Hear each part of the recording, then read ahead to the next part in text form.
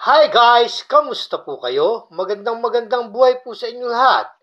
Okay po, magtutuloy na po tayo.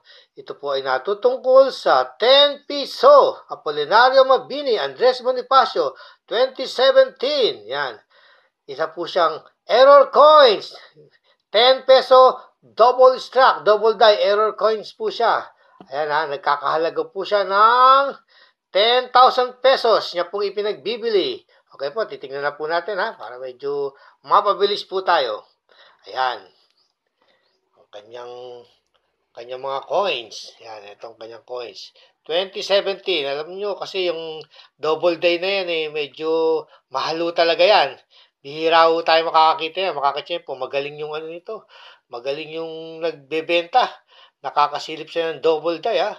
Ayan ang kanyang coins. Andun sa letter S Andun sa letter S yung kanyang coins. Napakaliit lang nun ha. Pero mo, pinapressure niya $200. Yan ho. 10,000 pesos plus shipping fee, no? Ayan, coins. Titingnan natin yung kanyang error ha. Ayan, ang kanyang likuran ng coins. Yan, eBay. Dun sa malaki-malaki tindahan ng coins sa Amerika. 10 peso double struck DD error coins. Ipinagbibili niya po ng 10,000 pesos. Yan, buy it now. Yan, titingnan natin yung kanyang error ha. Ayan, isa sa pinakasikat na error yan, yung mga double die. Ito yung normal na S. Tapos ito yung ano niya, yung double die niya ba. O nga no, double die nga, ba't nagkaroon ng ano ron no? Bihira yung mga ganyan. Mahirap sa milip niya, pero kailangan magnifying glass. Huwag ka mga hunting tayo ng double die. Yan. Medyo, ang mga error coins na yan, napakahirap matsyempuhan. Bihirang-bihira yan, no? Maganda yung pagkakaano, no? Kuha sa camera, no? Letter S, no? Kakaiba, yan. Pero mo yun, kaliit niya, no? Masisilip mo, no? At titignan pa natin ibang ano niya.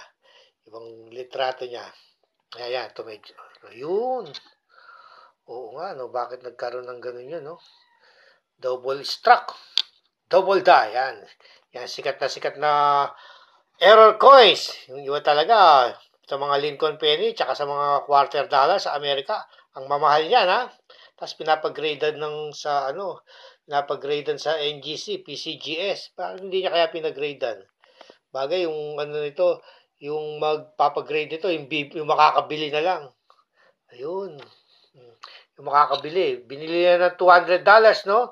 Tapos sabay yung collector, no? Taga ibang bansa. Pag binili niya, siyempre magkakaroon siya ng resibo. O may ano na. May presyo na yun, may history na. Kung pag-gradean niya pa, sigurado papag-gradean niya ng nakabili ha. Pero siyempre, aasintayin niya muna kung talagang double die yan.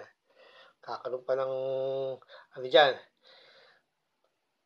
pag-aaralin pa ng mga bibili yan ha. Talagang double die talaga. Pero ako tingin ko talaga double die Nagkaroon ng ng laman. double struck yan. Sobrang bilis lang kasi yung pag tak tak tak tak tak tak tak. Ganun yun yung makina Kaya minsan double die Hindi pa nakaalis yung coins na punch siya ulit ano. Yan, titignan pa natin. Ayun. Ayun ang double die niya. Pero mo, ang halaga, no? 10,000 pesos niya pinagbibili, no? Bagay, bihira talaga yan, Yan. Yan, wala na. Yan ang Okay po, Sana po'y nakapagbigay ako ng kaunting aliw, kaunting impormasyon para sa pangungulekta ng coins. Ang mahalaga, alam natin kung magkano ang value, presyo ng mga coins na ating hawak. Hanggang sa muli, lagi po nating tatandaan, ang mga barya ay bahagi ng kasaysayan. At tayo po ay bahagi ng kasaysayan ng Pilipinas. Bye for now. Don't forget to subscribe.